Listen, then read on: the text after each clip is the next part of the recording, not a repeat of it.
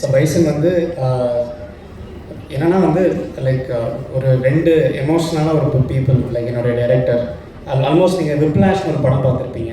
இந்த படத்தில் வந்து இந்த ஒரு அவனுடைய மாஸ்டரோட ஒரு சிரிப்புக்காக அந்த படம் ஃபுல்லாக ஒரு ட்ரம்ஸ் வாசிச்சு கடைசியில் ஒரு சிரிப்பு வரும்போது அந்த படம் முடியும்.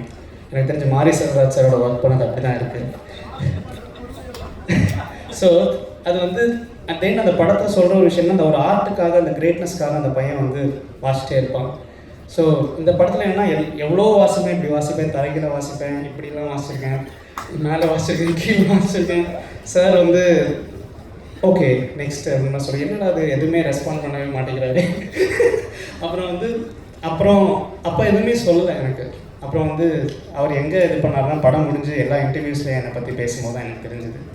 ஸோ என்னுடைய one of my best works இன்னைக்கு காலையில் கூட ஒரு சுவாரஸ்யமான ஒரு விஷயம் நடந்தது. என்னென்னா இந்த ஆப்பிள் ஸ்டோருக்கு சும்மா ஒரு மவுஸ் வாங்குறதுக்கு போயிருந்தேன். அப்போ ஒருத்தர் பார்த்துட்டு ஓடி வந்து கண் கலங்கி லிட்டரலி அழ ஆரம்பிச்சிட்டாரு இந்த பைசன் படத்தோட பாடல்கள்லாம் கேட்டு. ஐ திங்க் ஒரு டெக்னீஷியனோட ஒரு பெஸ்ட்டை வந்து நமக்கே நம்ம யாருன்னு தெரியாது. ஸோ அந்த ஒரு ப்ராசஸ் வந்து சம்டைம்ஸ் ரொம்ப கடினமாக இருக்கும். அந்த ப்ராசஸ் வந்து எனக்கு நான் யாருன்றதை புரிய வச்சதே என்னுடைய இயக்குனர் மாரி செல்வராஜ் சார் தான். இதை நான் கண்டிப்பாக மறக்கவே மாட்டேன் சார். என்னுடைய I think I am very very grateful to what you have done for me.